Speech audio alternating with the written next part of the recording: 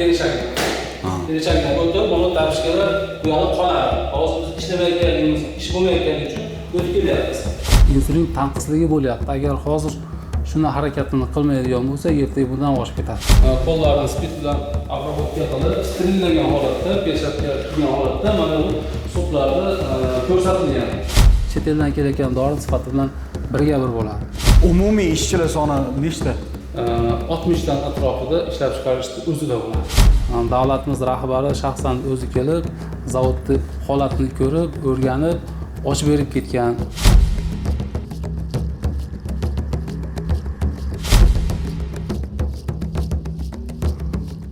Hammaga assalomu alaykum do'stlar. O'rta Osiyoda yagona bo'lgan insulin zavodiga kelganmiz. Hozir akamiz, mutaxassis akamiz bir boshdan bu yerda qanaqa jarayonlar bo'ladi, bir boshdan tushuntirib beradilar. Assalomu alaykum. Hozir biz ishlab chiqarish sexini oldida turibmiz.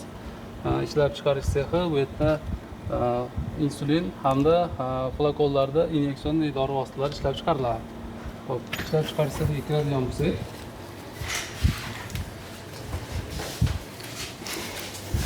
ishlab chiqarish sexiga faqat bu joyda ishlaydigan xodimlar kirishga ruxsat etilgan, boshqa begona har qanday xodimlar kelsa, kuzatuvchi xodim bilan birgalikda kiriladi. O'zining maxsus kodlari bor, faqat ishlab chiqarish xodimlariga ruxsat etilgan. Xo'p, hozir ishlab chiqarishga kiramiz. Kirganda bu yerda ko'cha kiyimlari qoladi, oyoq kiyimlar. Ichkarida maxsus sexda kiyish uchun maxsus oyoq kiyimlari bor.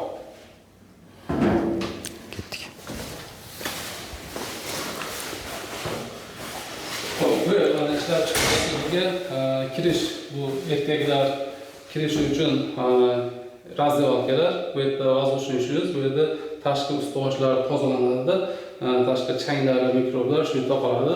Воздушный orqali ishlab chiqarish sexiga kiriladi. Endi bu yerda kuzatish yo'lagi, farg'onaga kelgan tajriba buyuruvchilarni shu joydan kuzatuv yo'lagidan bir qator jarayonlar ketma-ketligini tushuntirish uchun mo'ljallangan. Biz hozir ishlab chiqarish liniyasini bosqichma-bosqich ko'rib chiqamiz. Hozir mana erkaklar kiyim dezinfeksiya qilib olinamiz ekan. Hozir biz zavod ichkari kiryapmiz, ishlamayapti. Shuning uchun biz shunday kirib ketyapmiz. Agar ishlayotganda biz bunday kira olmasdik. Hozir buni o'chirib qo'yib kirsak bo'ladi. Hozirgi paytda ish jarayonlari bo'layotgani yo'q. Ish jarayon bo'lmayotganligi uchun kirib ko'rsak bo'ladi. Bo'ldi, tushunarli.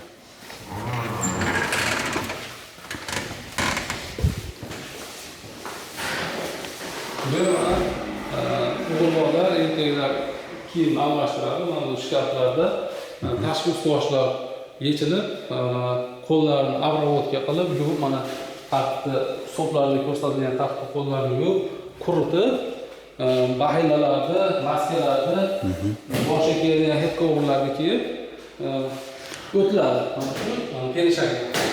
Perishakdan o'tib, buni tashqari bu yoqda qoladi. Hozir biz ishlamayotganligimiz, ish bo'lmayotganligi uchun o'tib kelyapmiz. O'tdi, mana bu joyda qo'llarni yuvib, qo'llarni spid bilan obработка qilib, sterilillagan holatda, peshobga kirgan holatda mana bu soplarni ko'rsatilgan. Qanday jarayonlar amalga oshirilishi haqida. Ozodaligiga qattiq qaralarkan. Albatta. Mikrobiologik dori bo'lganligi uchun, undan keyin prямое вение qilinadigan steril dori bo'lganligi uchun tozalikka alohida e'tibor berish kerak. Bu yerimiz yo'lak. Bu tomonga mana ishlab chiqarishda maxsus haligi tozalik sinfi eng balandligi A hudud deymiz, faqat dozировка bo'ladi. Bu yerda yana ham tozalikka qattiq qaraladi. Tozalik statuslari shu xonada hududlar tozalangan bo'lsa, tozalangan statusda bo'ladi. Tozalanayotgan bo'lsa, tozalanmoqda, tozalanmagan kir holatda bo'lsa, tozalanmagan degan statusi bo'ladi.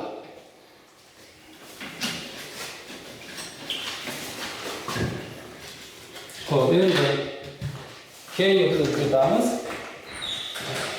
Bu joyimiz hozir biz klass B'ga bu yerdan kiriladi.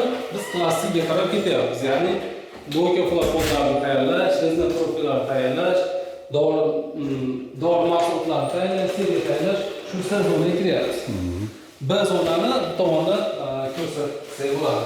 Endi mana bu yerda nari tomonda birlamchi ust-boshlar yechildi, ichki kiyimlar bilan qoldi, hech cover maskara taqildi. Bu yerda mana endi birlamchi ust-boshlar kiyiladi. Ya'ni mana bu yerda kursoqlari holatga kirdi. Mana bu head coverlarni birlamchi ust-boshlarni kiydi mana. Xuddi shu jarayonni mana shu joyda amalga oshirdi. Ishlab chiqarishga yetib borguncha ham ancha jarayondan o'tish kerak ekan. Albatta. Mana bu nirjavika e'tibor bergan bo'lsanglar, nirjavika ular ichida mana chekalarni anaqalar vitrovlar ushlab qolmasligi uchun, обработка qilishga устойчивый bo'lishi uchun, dezrastorlar bilan reaksiyaga kirish zanglab ketmasligi uchun maxsus nirjavika shkaflardan foydalaniladi. Bu yer mana texnologlar xonasi. Texnolog xonasida shu jarayonni shu yerda boshqaradi. Ya'ni texnolog shu yerda o'tirib jarayonni boshqaradi, hujjatlarni shkafga solib, mana bu joyda xonani temperaturasi, bosimlarini nazorat qiladi. Hujjatlarni chiqarib, shu passbox orqali beradi. Bu tomon klass C klass. Bu turgan joyimiz klass B. E'tibor bergan bo'lsanglar, tozalik sinfi yomon bo'lgan tomonda yaxshi bo'lgan tomonga qarab ketyapmiz, talablar shunga qarab oshib ketyapti. Bu turgan joyimiz narigi tomonlar tozalik sinfi aniqlanmagan hudud. Bu yer уже klass D, tozalik sinfi aniqlangan. Maxsus kiyimlar kiyilyapti, oyoq kiyimlari ham bu yerda almashyapti. Narigi ko'chada kiygan oyoq kiyim уже qoldi, pedishak bo'larga boshqa kiyim kiyib o'tdi. Endi mana bu joy klass D. Yo'qda nima qilinadi? Yo'q, klass C ekan. Klass D'dan klass C ga o'tdi. Endi bu yerda ustiga ko'k kiyimni kiydi, birlamchi kiyim mana. Birlamchi kiyimni kiydi, mana ustidan mana xalatlarni kiyyapti. Ikkilamchi kiyimlarni kiyyapti. Bu yerda o'zi C klassda ishlash uchun xodim tayyor. Bu yerda yana o'zining ust-boshlarini kiyib, hamma xodimning o'zining alohida shkaflari bor. O'zining shkaflarida ust-boshlarini maxsus yuvib, dazmollab, sterilizatsiya qilib, paketlarga solinib, o'sha paketdan olib kiyiladi. Keyin ustiga xalatlarni kiygandan keyin yana perishaydan o'tib, mana tapishga qoladi. Tapishga qoldi. Kecha bu tomonda faqat klass C uchun mo'ljallangan maxsus oyoq kiyimlarni kiyib o'tamiz. Jarayonda. Xo'p, endi o'tgandan keyin albatta yaqinlarimni, ust-boshlarini to'g'rilab, aynakka qarab o'zini ust-boshlarini chekalar kirgan bo'lishi kerak, perchatkani ichiga qo'llarini dezinfeksiya qilib, bu yog'iga strimli hudud, S hudud. Bu yog'i seryozni dori tayyorlash jarayoni bo'ladi, mo'ka flakon tayyorlash bo'ladi. Shuning uchun eshikda bunaqasi ham tegmaydi, qo'l bilan. Chig'anoqdan ochdi, kirdi.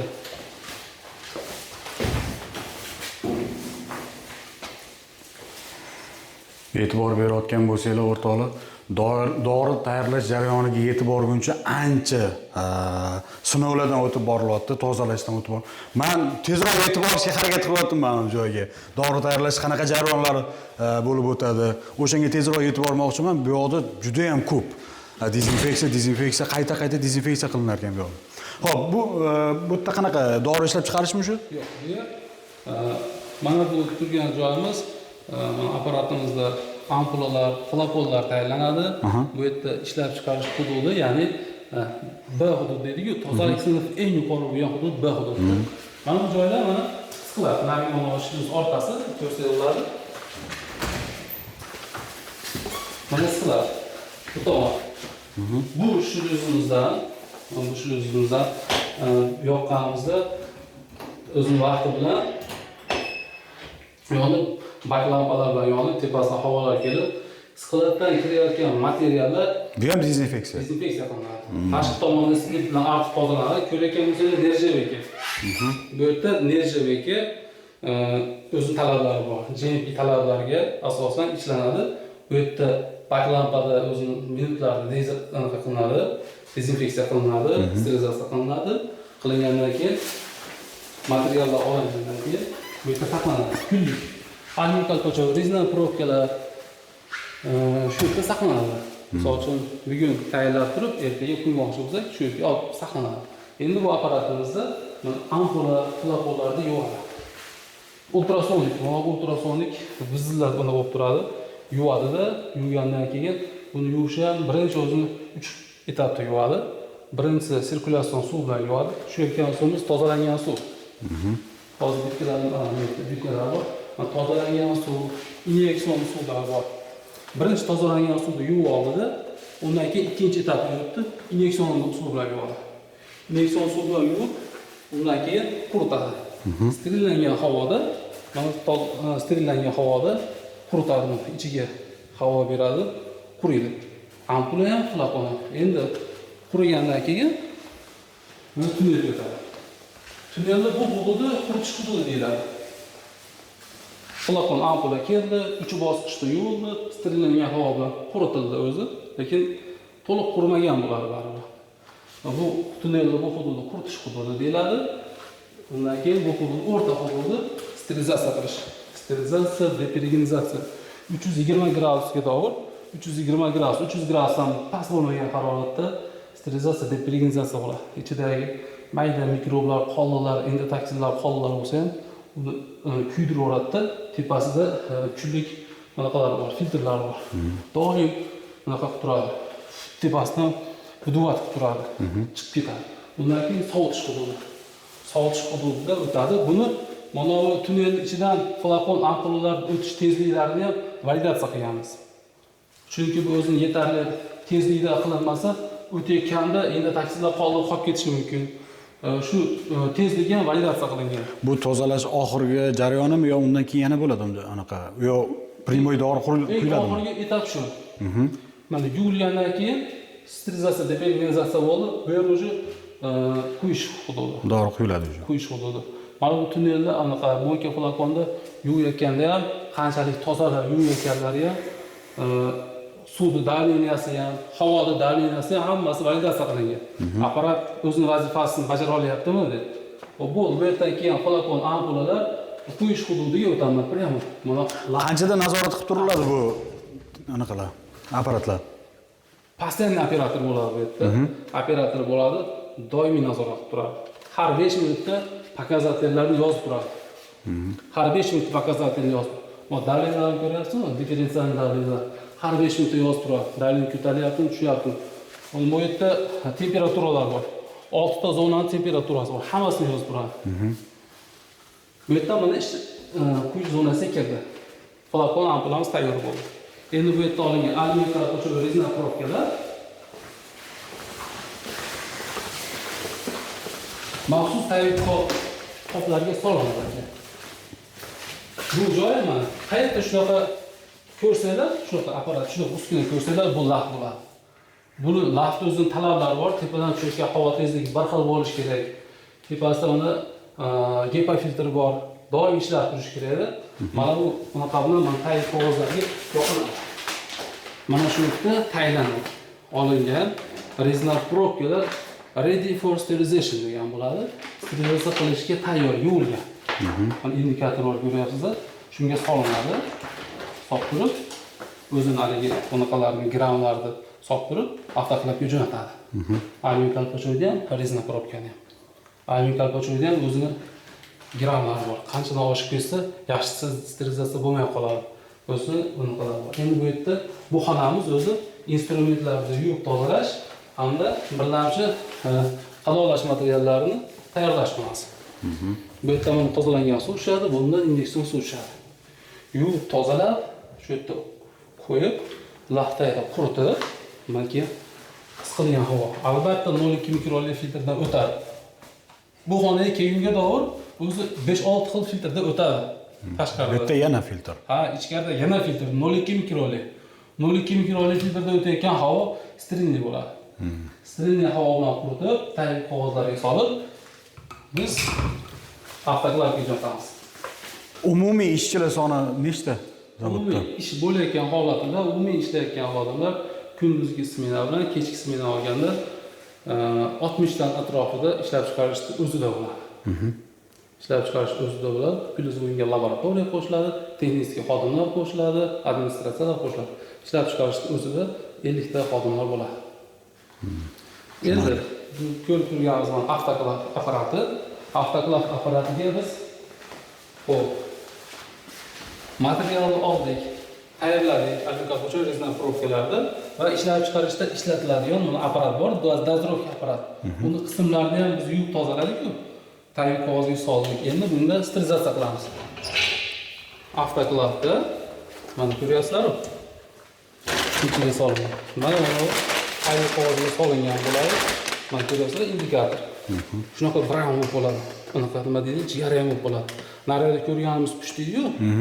Bu mana jigarrang bo'ldi. Ya'ni 120 gradusdan baland temperaturada yarim soat tursa, keyin shunaqa bo'ladi. Bu bizning indikatorimiz. Sterilizatsiya bo'lgan isbotlovchi.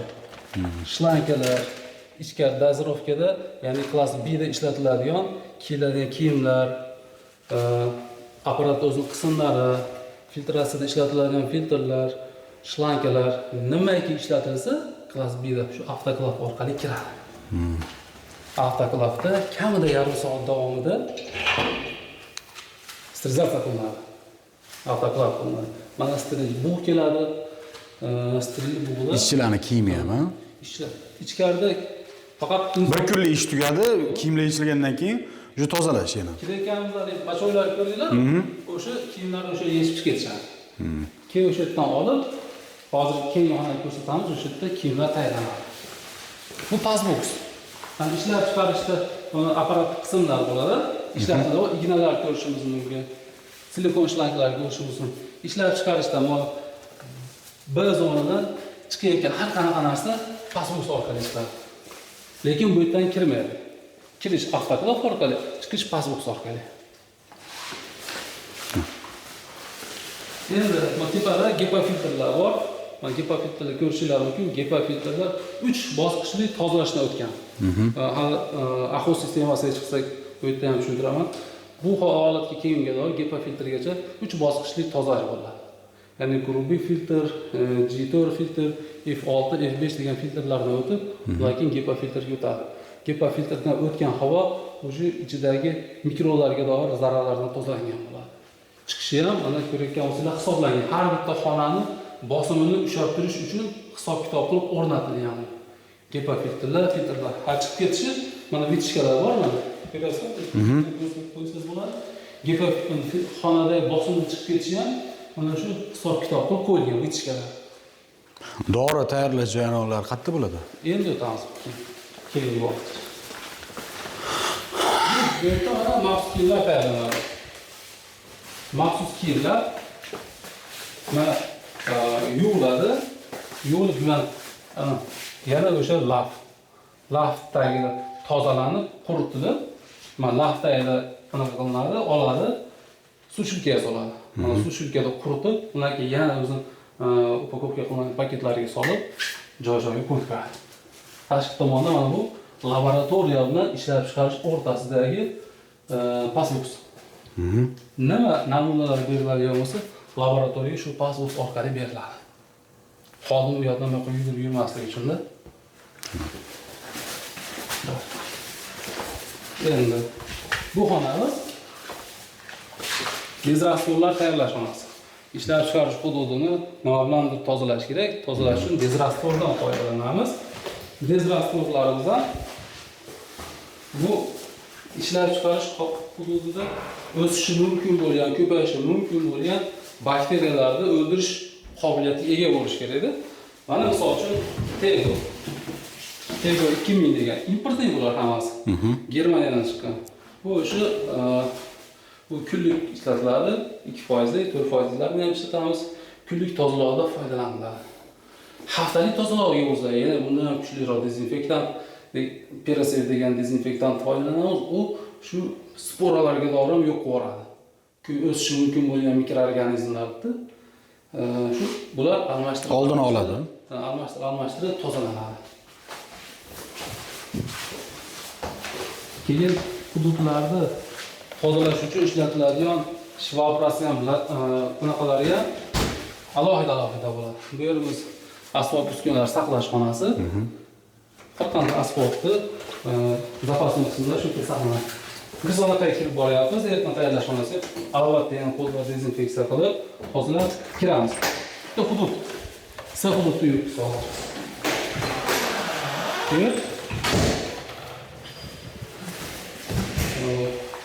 seriya tayyorlash xonasi, ya'ni eritmalarni tayyorlash xonasi. Eritmani tayyorlash uchun biz birinchi o'rinda xomashyo tortishimiz kerak. Xomashyo tortish xonasi alohida sklad tomonida alohida xonada joylashgan. Bu yerda ham xuddi biz kirganda ikkita, uchta bosqichda kiyimlar almashtirib kiriladi bu yerda. Laxdagi asosiy va yordamchi materiallar tortiladi, pastlikdan uzatiladi. Bu yerda tortilgan tayyor xomashyolar olinadi. Bu yoqdami? Tortiladigani? Yo'q. Bu yerdan olinadi. Bu tarozi impressiv kontrolda ishlatiladigan tarozi. Bu yerda ishlatilmaydi. Bu yoqdan oldi, bu tomonda tarozilar borda. Tortib, endi bu yoqqa bergandan keyin pastlikdan oldik. Endi aka pastliklar anaqa dorilar nimada mana bunga o'xshagan unaqa dorilar. Neytral idishlarda. Mana neytral idishlarda tortiladi. Bular boroslikatli shishalar ichidagi materiallar bilan reaksiyaga kirishmaydi. A tipidagi boroslikatli idishlar. Bu yerda saqlanadi, kerak bo'lsa yoqqa jo'natiladi, tortilgandan keyin olib, mana bu tankerlar, mana ikkita tanker. Reaktorlar, bular mobilniy yuradi. Tankerlar yurgizib olib chiqamiz. Boshqa xonalarga ham olib chiqiladi. Ikkitasi Bu nima vazifani bajaradi? dori tayyorlab beradi. Ha. Seriya shunday tayyorlanadi. Bu ikkitasining vazifasi dori tayyorlash. Keyin bu tankerlarimizni ko'rgan bo'lsangiz, bu tagida tarozilar bor. Metrler Toledo. Juda yaxshi sifatga ega bo'lgan Metrler Toledo tarozilari mana bu joyda ko'rib turamiz. Panelda tarozi shuni ko'rinib turadi. Shuni ko'rinadi, necha kilo tortyapmiz, qancha qo'shishda nima bo'ldi, hammasi ko'rinadi. Bu avtomatik bo'lib, CIP, SIP jarayonlari ham o'zida amalga oshiriladi, ya'ni o'zini o'zi yuvadi, o'zini o'zi sterilizatsiya qiladi. Har qanaqa kelish kerak bo'lgan kommunalniy tizimdan keladigan suvlarimiz, havolarimiz, inyeksiyon tozalangan hamma suvlarimiz mana kelgan. Xo'p, mana pipe hose deb qo'yamiz. Ko'ryapsiz, silikonga o'xshagan shlankalarda ulanib, bu tomon turibdi, ulanib, o'z reaktorga ulamizda olinadi. Bu ikkovi biologik dori vositalarini ishlab chiqarish uchun ishlatiladi. Insulin, misol uchun shunaqa dori vositalarini ishlab chiqarishda foydalanadi. Bu shunaqa ko'p ob'yomda bo'lmaydi, 150 kilo o'zi xolos. 150 kilolik tankerdan ikkita. Endi bunimiz bo'lsa 600 kilo, 600 litrlik ikkita tankerimiz bu inyeksiyon dori vositalar ampulada yoki flakonda boshqa dori vositalar ishlab chiqariladigan bo'lsa, shu reaktorlardan foydalanamiz. Faqat apparat tayyorlaydi dorilarni. Apparat tayyorlaydi, apparatni xodim boshqaradi. Bu xodim o'qitilgan, kvalifikatsiyasi oshirilgan, kvalifikatsiyalangan xodim bo'ladi. Tajribasi bor. Tajribali bo'lish kerak albatta. Va bu dorini tayyorlash etapiga kelguncha ancha bosqichlardan o'tadi xodim tayyorlanib. Xo'p. Yana nima jarayonlar qoldi? Endi mahsulot tortdik, dori tayyorladik. Endi filtratsiya qilamiz. Ishlab chiqarish uchun bizga tozalangan suv. Suv eng muhim va zarur bo'lgan bizni xomashyo hisoblanadi suv. Chunki insulin tayyorlanadi, boshqa har qanday inyeksiyon dori vositalari tayyorlanadigan bo'lsa, bizga suv eng asosiysi yuvib tozalashda ham Eng kuchli nazorat qilinadigan suv, ha? Eng kuchli nazorat qilinadigan hamda ko'p ishlatiladigan ham suv hisoblanadi. Bu joyda operator shu vodopodgotovka tizimiga javobgar operator avtomatik boshqariladi bular. Bu yerda parametrlarni nazorat qilib, vaqtida bular parametrlarni skrinshot qilib boradi. O'zining vaqtida zarur joylardan laboratoriya xodimlari analiz oladi. Analiz olgandan keyin uni javobiga qarab ishlab chiqarishga beradi, yo bo'lmasam qayta ishlaydi. Endi bu ham bir nechta bosqichdan tashkil topgan. Ko'ramizmi? Suv tayyorlash. Birinchi suvimiz keldi. Mana turgada raw water deymiz, ya'ni qayta ishlamagan suv. Qayta ishlamagan suv o'zimizni ichimlik suv, mana grantlarda ishlatiladigan toza ichimlik suv keldi. Keyin mana bu rezervuarda to'planadi. Bu rezervuar to'planadi 1 tonnalik. 1 tonnalik emas, 3 tonnalik rezervuar to'plandi. Nasosdan o'tib, mana software tankimiz. Ya'ni bu suvni yumshatib beradi. Hali ichida natriy iollari bor, kaliy, kalsiy iollari bor. Shularni tozalab, suvni yumshatib beradi. Keyin mana aktiv karbon filtr bor. Ko'mir filtr deymiz u. Ko'mir filtrdan ham yana qo'shimcha primeslar o'sha narsalarni tozalab, undan keyin oddiy filtr bor. Grubiy filtr deymiz, 5 mikroyolga bo'lgan filtr o'shunda tozalanadi. Bitta softnerdan o'tdi, bitta aktiv karbon filtrdan o'tdi, ikkita grubiy filtrdan o'tdi, 3 ta. Endi 2 bosqichli osmos bor. Tozalangan suv tayyorlash uchun 2 bosqichli osmos RO1, RO2 deymiz. Reverse osmos va reverse osmos 2. Reverse osmos RO1 dan o'tgandan keyin mana tagidagi turba 6 ta turba shunga javob beradi. Birinchi bosqichni o'tgandan keyin talabiga javob bersa, ya'ni tozalanganlik talabi bor-da. O'zida mana pH'lari bor, elektr o'tkazuvchanliklari bor. O'zining talabiga javob bergunga tozalangan bo'lsa, RO2 o'tkazadi. Avtomatik o'tadi. O'zi o'tadi avtomatik. O'tmasa Me'yor qo'yilgan bunga. Ha, me'yor qo'yilgan. O'tmasa qaytadan ishlaydi. RO1 dan keyin RO2 ga o'tdi. RO2 dan o'zining belgilangan talabiga javob bersa, keyingi bosqichga o'tadi. Javob bermasa, yana qaytadan ishlaydi. Buni o'zida ham bunaqalari bor, sensorlari bor, datchiklari bor, ya'ni elektr o'tkazuvchanlik, pH'lari bor, davleniyalarni nazorat qilib turadi, temperatura, haroratlarni nazorat qilib turadi. Bu tomondan mana kislotalar, ishqorlar qo'shilib turadi. Nima qilish uchun? Aytilgan talabga javob berish, hali qayta ishlash uchun. Endi RO2 dan o'tgandan keyin, tozalangandan keyingi etap bunaqa o'tadi. Tozalangan suv saqlash bachog'i. Bu reaktor 5 tonna, undan keyin inyeksiyon suv tayyorlash uchun. Hozir bizda bu jarayon o'zining datchiklari, elektr bunaqalari bor dediga, nazorat qilish punktlari. Bu yerdan tashqari har bitta bosqichdan laboratoriya namuna oladi. Namuna olib, uni alohida apparatlar, laboratoriya ular tekshiradi, javob bersa, keyin bo'ldi, keyingi bosqichga o'tkazadi. Bu yerda suv saqlanadi. Siz qancha turadi bu yerda suv? Bu yerda mana chiqqan suv, mana tozalangan suv chiqdi-da, baklampaga o'tdi. Baklampa orqali o'tib ketadi. Hozir bu yerda faqat bochkada saqlanadigan. Baklampadan o'tib, keyin bochkaga saqlanadi. Bochkada bu doimiy yangilanib turadi. Ha. Buning ichida turmaydi-da. Buning ichida ozayib ketaveradi, ustidan tushaveradi. Doim yangilanib turaveradi. Ichida ko'p turib qolmaydi. Endi bu demoqchi bo'lganim, turgan sari o'zidan qanaqadir kimyoviy moddalar chiqarib qolmaydimi? Yo'q, bu kimyoviy modda chiqarmaydi. Mikrobiologik tomondan olib qaraganda bu suvni uzoq ushlab turish tavsiya qilinmaydi-da. Shuning uchun o'zi vodopadiga to'pga tinmay ishlab turadi. Buning ichida suv doim to'ldirib turadi, doim ishlatilib turadi. Ishlatiladi, bu yoqdan boshqasi tushadi. Yangilanib turadi bu suv. Endi bu mana tozalangan suv ichkarida ko'rdik. Ampulani yuvishda ishlatilyapti, reaktorlarda yuvishda boshqa joylarda ishlatilyapti. Inyeksiyon suv, dori tayyorlaydigan suvimiz inyeksiyon suv. Buning uchun mana bu joydan o'tdi, baklampadan o'tdi. Baklampadan nimaga o'tkazyapmiz? Ichida mikroblar o'lib ketadi. O'tkazdik, mana endi distilyatorga keldik. Distilyatorda qanaqa jarayon bo'ladi? Distilyatorda kelgan suv, baklampadan o'tgan suv buning ichida parlanadi.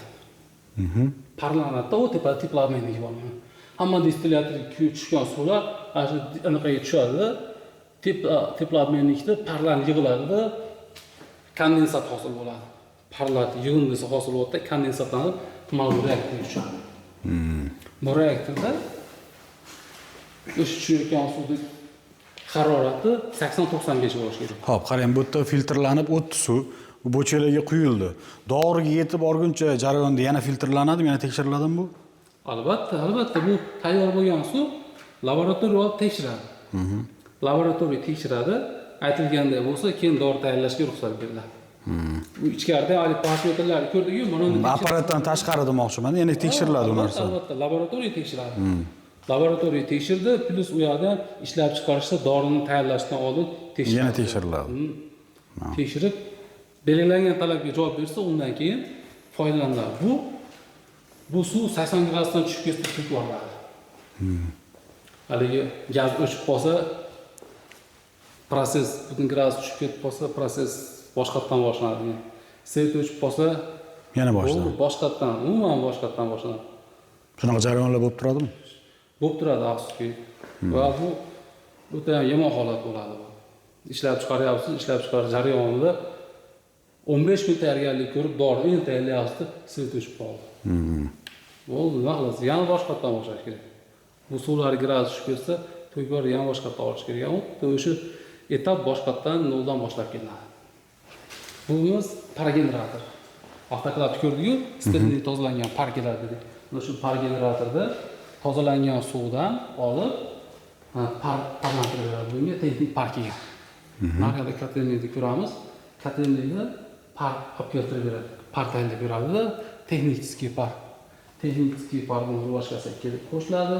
Buni ichiga tozalangan suv keladi va sterillik par qilib, sterillik tozalangan suvdan sterillik par olinadi, avtoklapga jo'natiladi. Avtoklav sterilizatoriga shu yerdan mana sterillik par ketadi. Xullas ishga juda ham e'tiborli bo'lish kerak, mas'uliyatli bo'lish kerak. Albatta. Ozgina mas'uliyatsizlik qiladigan bo'lsak, bu yerda insonning sog'lig'i turibdi. Mana bu jarayonlarni har bitta bosqichida parametrlar metoddan chek chiqib turadi. Mana buni cheki qog'oz turibdi-yu. Shu chekini chiqib biz yig'amiz. Bu minut ko'rsatib turadi-da. Harorati mo'ljalida, dalini mo'ljalida mana ko'rsatkichlar hammasi o'sha yerda yoziladi. Kalibrovka qilinadi bular. Go standartdan tekshiriladi. Biz ham tekshirishga beramiz bular. Tekshirib ketsa, to'g'ri ko'rsatyapti bizga. Tushunarli. Hozir biz havoni qayta ishlab, toza hududlarga havoni yetkazib berish joyida, HVAC tizimi joyida turibmiz.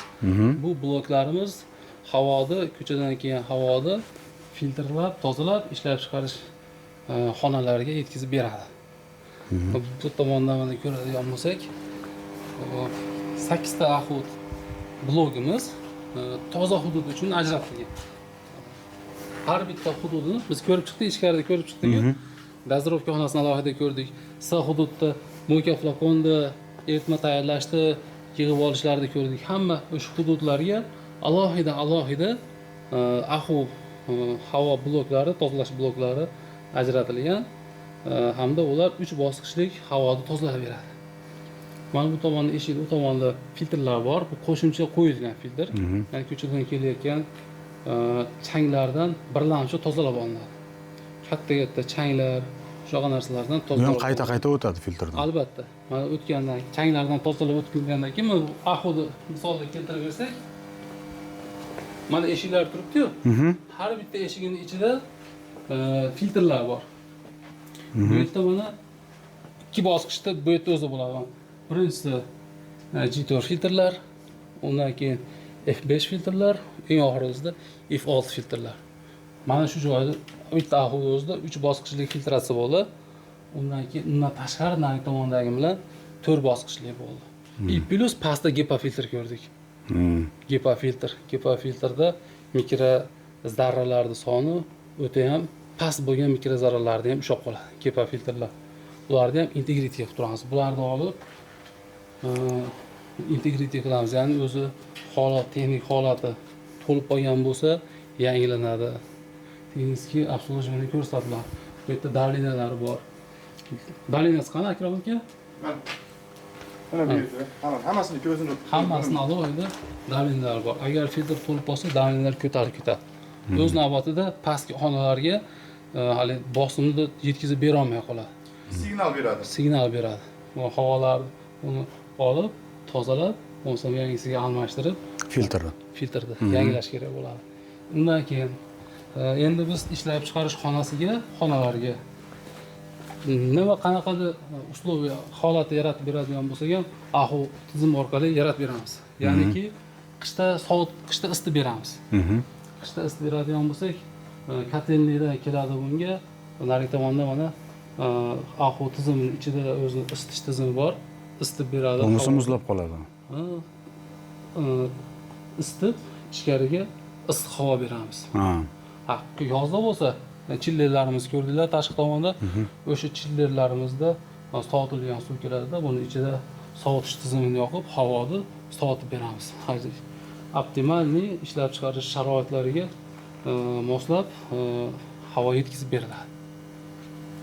Xo'p, endi ishlab chiqarish hududidan tortib oladigan pajarniy xodlarimiz ham bor. Pajarniy xodlar ikkita pajarniy bunaqamiz bor, chiqish joyimiz bor. O'shadan tortib oladi. Xo'p, endi biz hozir visitor koridorda turibmiz. Ishlab chiqarish jarayonlari ketma-ketligini ko'rsak bo'ladi bu yerda. Ya'ni hozir mana ko'rib turgan joyimiz bu avtoklav xonasi. Biz avtoklav xonasini C zonadan ko'rdik.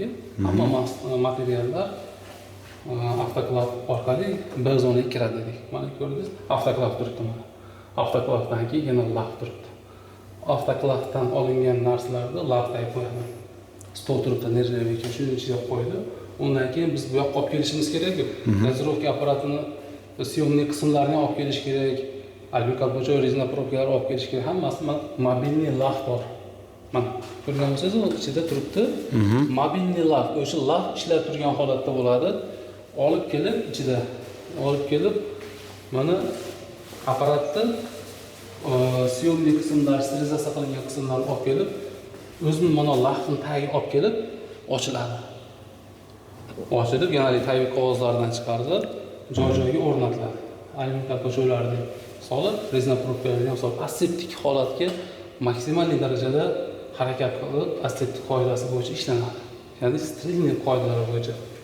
Bu zona B zona tozalik bo'yicha, lavlardagi A zona. Davleniya ham eng baland, talab ham eng baland. Bu yerda ishlayotgan xodimlar ish qilib bo'lgandan keyin, chiqayotgandan keyin atpechatga beradi. Atpechatkalarni topshirib, qo'lidan ustoshlardan sinflarni olib keyin chiqadi. Sabab? Sabab mikrobiologik tekshiradi. Mikrobiolog bu yerda ish bo'layotgan jarayonda mikrobiolog o'zining petri chashkalarini qo'yadi-da. Haligi agar ozuqasi bo'ladi, agar mikroblar bo'lsa, o'shni o'sib chiqadi. Uni kelgusini qadar investigation, расследование qilish uchun bu kerak bo'ladi. Mikrobiologik kontroldan shu. Xo'p, endi bu mana B zonamiz. B zonamizdan mana mahsulot chiqib ketyapti. Chiqib mana mahsulotni yuvib olish xonasiga keldi. Keldi mana. Nari tomondan alohida ampullar, bu yoqdan alohida uxlakonli dori vositalari chiqib sterilizatsiyaga o'tdi. Buni ko'rdik. Endi biz bu tomondan ko'rmagan joyimiz ayollar razvodkasi. Endi ko'rdik, faqat erkaklar kiradigan joydan ketdik, to'g'rimi? Ayollarniki ham xuddi shunaqa. Ayollarga ham xuddi shunaqa, ketma-ketliklar. Mana boya biz ko'rgan box. Mana ayollarni kiyim almashtirish xonasi. Ichkariga ushlayotgan kirib, ishlaydigan ayol kishi xodimlarimiz. Bu tomonda emergency bunaqamiz bor, pajarniy. U ham bir tomondan ochiladi, faqat ichkaridan. Tashqaridan ochilmaydi. Bu visitor koridorda ham qulay tomoni, upakovkani ham ko'rib olsangiz-da. Mana upakovkadan chiqadiganlar pajarniy chiqish joyi, mana ishlab chiqarish zonasidan chiqqan, karantindan o'tgan, yorliqlashga tayyor bo'lgan vositalar. Bu yerda ampulli vositalar ishlab chiqarilgan, karantindan chiqqan va yorliqlab bunaqa qilish jarayonida bular. Mana yorliqlanadi, etiketkalari, serialari bosilib, upakovka bunaqasiga o'tadigan mahsulotlar. Mana ko'ryapsizlar, hozir ampulli ham chiqarilgan. Hozir mana bitta bosqichda turibmiz-da, aytdik, oyatdi yo'q. Agar ampulla chiqariladigan bo'lsa, insulin chiqmaydi. Ampul ishlab chiqarilib oldi. Endi hozir perinastroykalar qilib, insulinga perinastroyka qiladigan jarayon. Shunaqa bosqichda. Perinastroyka qo'ygandan keyin Ampula ham shu anaqa zavodda o'zida chiqadi. Yo olib kelinadi. Ampul olib kelinadi. Xuddi biz pustoy flakonni olib keldik-ku. Xuddi shunaqa olib kelinadi. Xo'p, endi nari tomonda ko'rdik, materiallar tayyorlandi, tayyor dozirovkaga yetib bordi. Ko'rdik bu yerda. Bu yoqdan xomashyo materiallar tortildi, eritma tayyorlandi. Eritmalar endi mobilniy reaktor dedik. Mobilniy dedik. O'sha reaktorlar olib kelinadi. Shu yerga olib kelinadi-da, mana bu nomi nima dedik? Laf dedik. Buni tagi A klass dedik. Bunda tepasidan kelayotgan havolarda o'zini tezligi bor, gipofiltrdan o'tadi. Stringi bundagi. Endi tayyor dori vositamiz olib kelganimizdan keyin dori shu yerga doim stringi bo'ladi. Biz hozir ochamiz, dori tayyorlanadi, boshqa bo'ladi. Hozir ochib, bu yer klassik bo'lsa ham baribir nestrin deydi. Mana bu J-tanker reaktor mana. J-dizel. Shvetsariyadan olib kelingan. Germaniyaniki mana. Germaniyaniki Shvetsariyadan chiqardi. Olib buni sterilizatsiya qilamiz. Mana to'g'ri xonamiz CRP xonasi. Yuvib, sterilizatsiya qilib, laqtaga qo'yib qo'yamiz. Xuddi shunday qilib. Laqtagida. Bu yerda nima bo'ladi? Buni olib, endi olib mana bu tarozini ustiga chiqaramiz. Mana bu tarozi aytib o'tib ketay, hamma tarozlarimiz chekin chiqaradi. Qachon, necha kilo tortildi, nima bo'ldi, hamma xodim nima tortganini qo'lni qo'yib, familiyasini yozib beradi tenglik. Bir kunda qancha dori ishlab chiqariladi? Xo'p, endi bu chiqarilayotgan dorini qanaqa dori ishlab chiqarayotganiga bog'liq. Misol uchun faqat insulinni oladigan bo'lsak, insulinda ham tezda ta'sir qiladigan bor, juslin R deymiz. Har kuni ishlab chiqarsa bo'ladi. Bitta seriyamiz 22 mingdan 24 mingga bo'ladi. Endi haligi o'rtacha ta'sir qiladigan aralashgan bor. Buni fermentatsiya vaqtiga, kristallizatsiyasiga vaqt ketadi. Bunga 18-24 soat orasida kristallizatsiya jarayoni bo'lishi kerak. Bu degani filtrlar turib, shu tagida turadi degani. Faqat insulin dori chiqariladimi yo boshqa mahsulotlar ham bormi? Boshqa mahsulotlar ham chiqariladi. Ampulada inyektsion dori vositalari, boshqa mahsulotlar chiqariladi. Lekin bir-biriga aloqasi bo'lmagan holatda bitta mahsulot chiqayotganda boshqasi chiqarilmaydi. Misol uchun insulin aralash bo'lmaydi. Uni aralashishga yo'l qo'yilmagan kontaminatsiya bo'ladi. Kontaminatsiya maksimal darajada oldini olingan. Bir kun insulin chiqariladigan bo'lsa, boshqa kuni boshqa dori chiqariladi. Insulin chiqariladigan bo'lsa, insulin chiqarishdan avval bizni o'zini anaqalarimiz bor-da, suv ishlab chiqilgan bu bo'yicha. Hamma yoq tozalanadi, полностью o't ido tozalanadi. Validatsiya qilingan anaqalar bo'yicha qilinadi. Tartib bo'yicha tozalangandan keyin faqat insulin chiqariladi. Insulin полный hamma insulinlar chiqarilib bo'lgandan keyin yana zavod to'xtaydi. Almashtiriladigan joylar almashtiriladi, yuviladigan joy yuvilib, toza bo'lgandan keyin laboratoriya javoblari chiqqandan keyin haqiqatdan ham toza ekan, boshqa dori ishlab chiqarsanglar bo'laveradi deyishga ruxsat bergandan keyin, undan keyin boshqa dori chiqariladi. Tozalikka qattiq qaraladi. Albatta, bu biz validatsiya qilganmiz jarayonlarda bu undan tashqari chiqara olmaymiz-da, tozalash validatsiyasi bor. O'sha o'zining tartib qoidasidan tashqari chiqa olmaymiz. Buni ichida mana nimalar bor. Mana J-dizelni buni ichiga olib kiramiz. Filtratsiya bo'ladi. Navitamunda klass A da filtratsiya bo'ladi. Filtrlar buni ichiga olib kira olamiz. Misol uchun mana aytdik, juslinni uzoq ta'sir qiladigan, keyin aralash dorilarimiz shuni tagida turadi. 18-24 soatga shuni tagida turadi, kristallizatsiya bo'ladi. O'zini ta'sir qilish, uzoq vaqt ta'sir qilish xususiyatiga ega bo'lgunga dori shuni tagida, laf tagida saqlanadi. O'zini vaqt kelgandan keyin, undan keyin quyish jarayoni boshlanadi. Tushunarli. Yana qanaqa jarayonlar qoldi, bo'ldimi? Endi bu ko'rik, ko'patgan bu ulardan tushunib qo'ydik. Sterilizatsiya xonasi, CRP, SRP deymiz. Joyda yuvib tozalash hamda sterilizatsiya qilish xonasi. Bu mobilniy reaktorimizni, bu mobilniy reaktorlarimizni mana shu xonaga alohida xona qilingan. Alohida shu xonada suvlar bilan yaxshilab yuvib tozalab, tozalangandan keyin buni sinflar laboratoriyaga beramiz. Buni yuvimlari ham yaxshi chiqqandan keyin laboratoriya o'zi spesifikatsiyalariga tushgandan keyin undan keyin ishlatamiz. Yuvish jarayonidan sterilizatsiya jarayoniga o'tdi. Sterilizatsiya jarayonidan keyin laftaga. Bu yoqda apparat yo'q, qanaqa yuviladi? Yo, bu yerda yuviladimi? Yo'q, mobilniy reaktorimiz olib kelinadi. drenajli tagi ulanadi. Tepasida mana silikon shlangi, hos payplar bor. Shularda tepasi suvga kerakli suvga ulanadi, yuviladi. Tushunarli. Siyomli qismlari u anaqalar rafinali bo'ladi. Hali yechilgan bo'ladi. Endi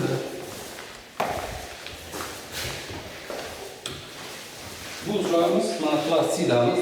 Hali ham plastikda mahsulotlarni yig'ib olish xonasi.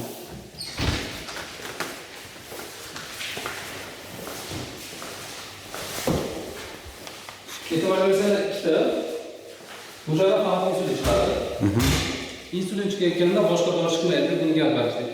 Alohida bitta dori chiqayotgan, boshqa dori chiqmaydi. Faqat bu yerda insulin chiqadi. Bu yerga mana tarvuzlarimizni hozirlab qo'yishibdi. Tarvuzlarimizda uni dozasini tortib, o'lchab turamiz. Mana buni davleniyalarni ichkarida klass B da davleniyalarni ham ko'rib turamiz. Alohida. Bu klass B bilan klassik o'rtasidagi differensial bosim deymiz-ku. O'shalarni ham ko'rib turamizda. JP qoidasi. Bo'tga hammasiga yozilgan chiqishga nimaga bu? Qaysinga? Temali. Yo'q, bu tarvuzlarda chiqayotganda tortiladi-da bu qanaqasi. Proses jarayon davomida nazorat qilinadi uni. Og'irliklari. Shunaqa chek qilib olinadi. Chekdi keyin haligi dasina seriya deymiz-da, bitta seriyani hujjati tikiladi.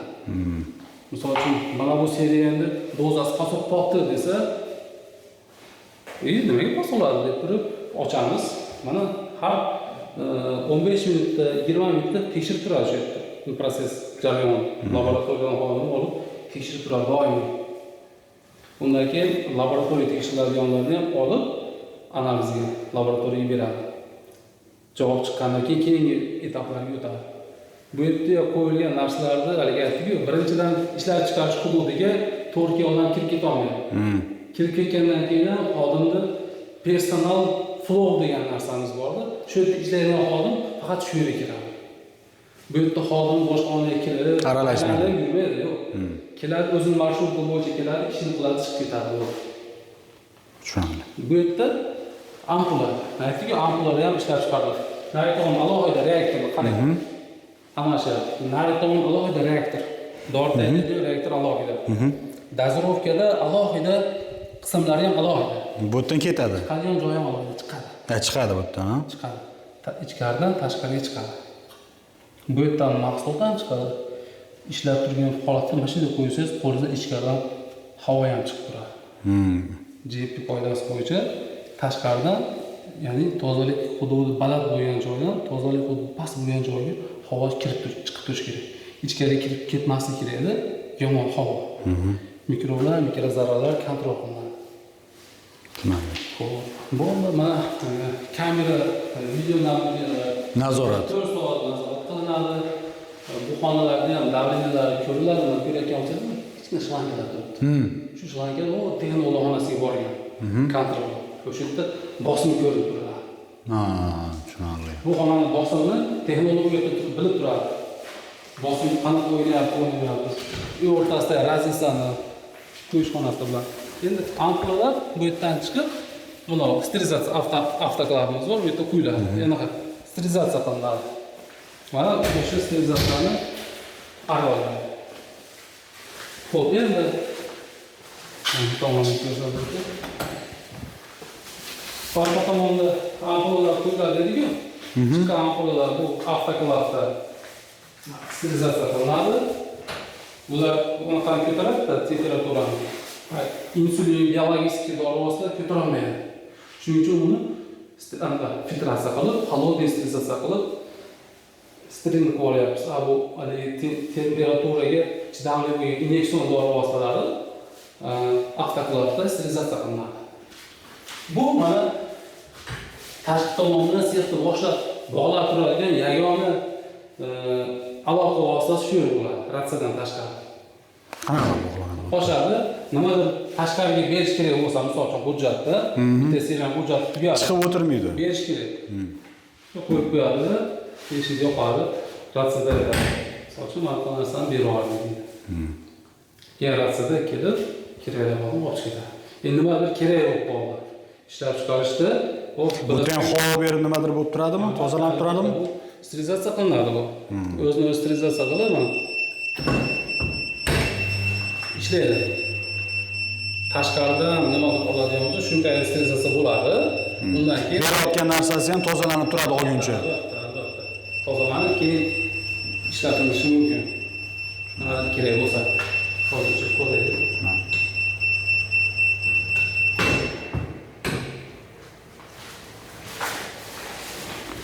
Endi ampulamiz chiqdi.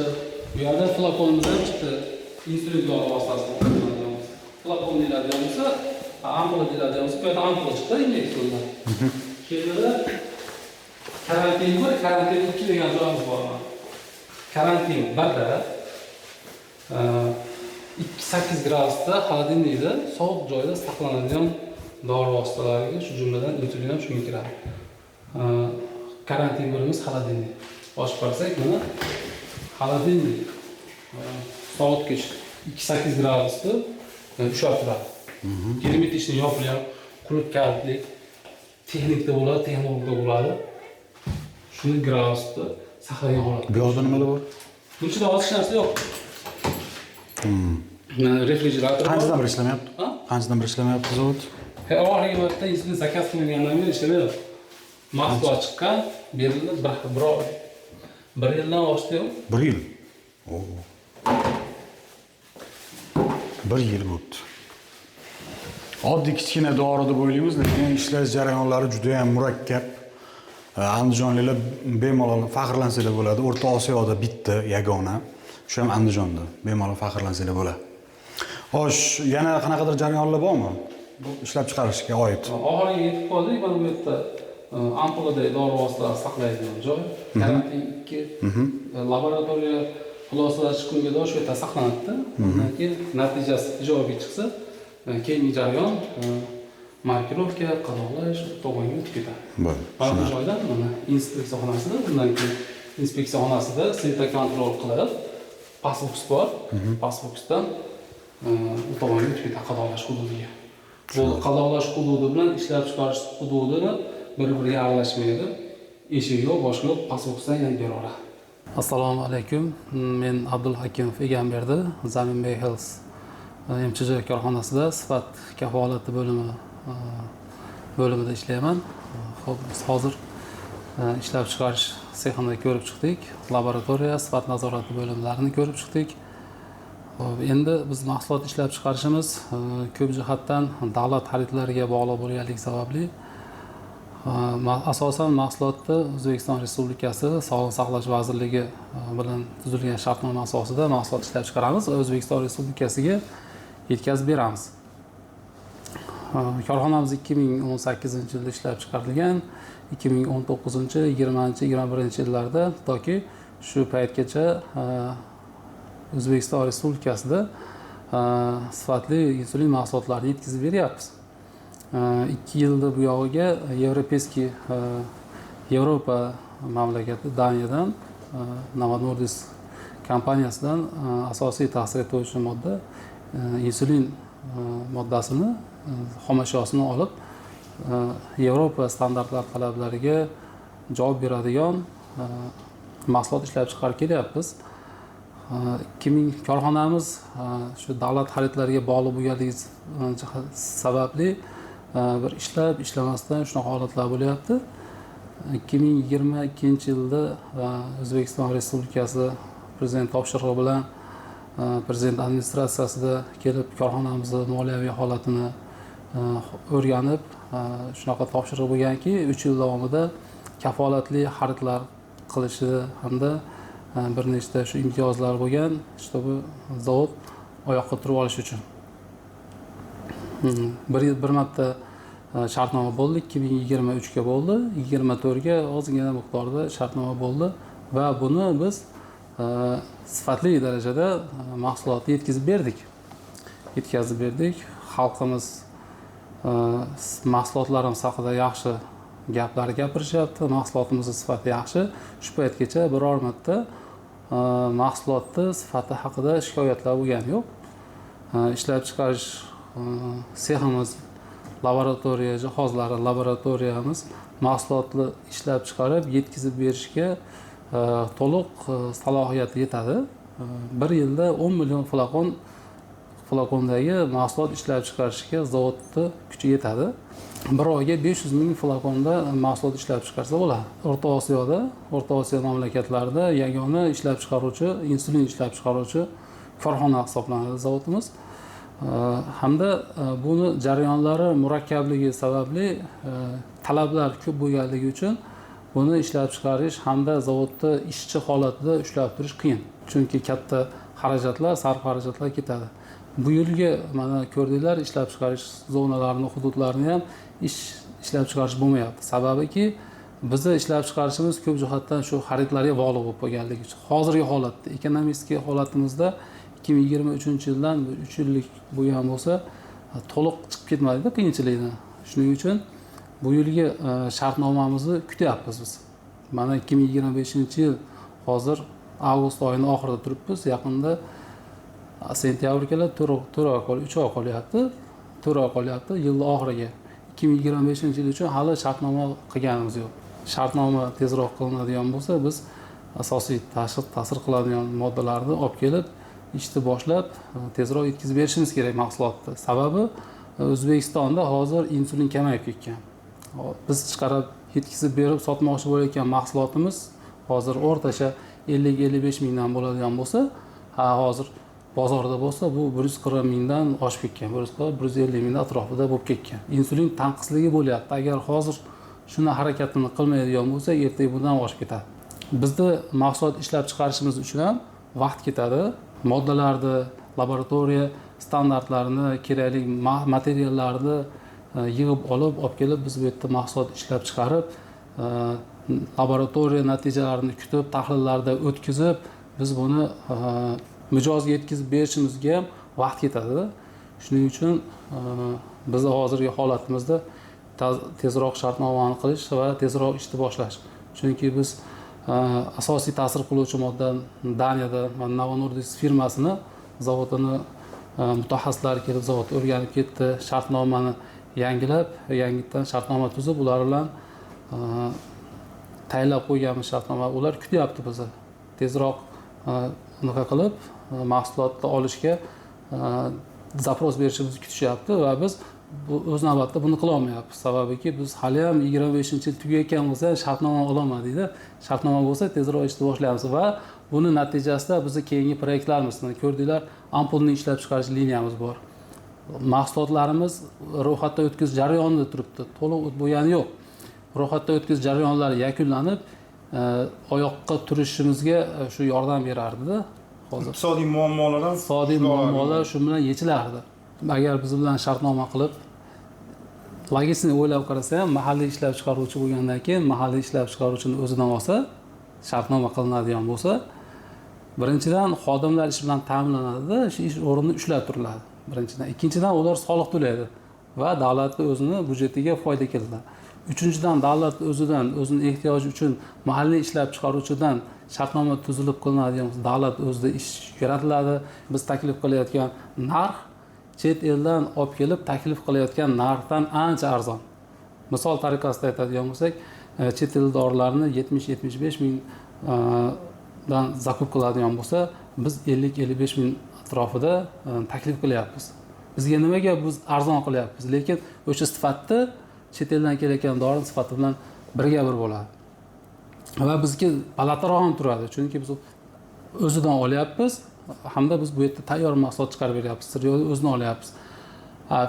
Chet eldan kelayotganlarniki o'zini O'zbekistonga kirib kelgan bo'lgan rasxodlari uniki baland bo'ladi. Shuning uchun qimmatga bo'ladi va o'z navbatida 20 milliarddan 30 milliardga dollar bu davlat byudjetiga bu zarar bo'ladi. Chunki bu mahsulot sotib olishda o'zidagi zarar bo'ladi. Chunki biz taklif qilayotgan narxdan qimmat narxga oladi. Import qilayotganda. O'zimizdan chiqadigan bo'lsa, mahalliy ishlab chiqaruvchi, Temoliy O'rta Osiyoda bitta bo'lsa, buni rivojlantirib oladigan bo'lsak, yangi dorilar qo'shib, bu oyoqqa turgizadigan bo'lsak, bu O'zbekistonda farmatsevtika sohasini haligi yurgizib, oldinga siljitish bo'ladi-da. Bu zavodni bankrot bo'lib, to'xtab qolib, yo'q bo'lib ketganidan ishlab turib, yangi zakazlar olib, yangi mahsulotlarni qo'shib, yangi odamlar yana ham ishchilar sonini ko'paytirib, ishlab chiqarish sexlarini ko'paytirib yurgizgani ham Andijon viloyatiga hamda respublikamizga bu katta foydasi bo'ladi deb o'ylaymiz-da. Chunki bu zavodni shu holatda ushlab turishda o'zi ham bo'lmayapti-da hozir. Xodimlar ushlab turish, kommunikatsiyalar, to'k, svet, bu hamma narsasi bu xarajat keladi. Hamda buni ushlab turish qiyin bo'ladi. Kredit to'lovlari. Hozir shunaqa holatdamizki, shu shartnomaga zavodda haligi kelajagi bog'lanib turganga o'xshayapti. Taqdiri bog'lanib. Taqdiri.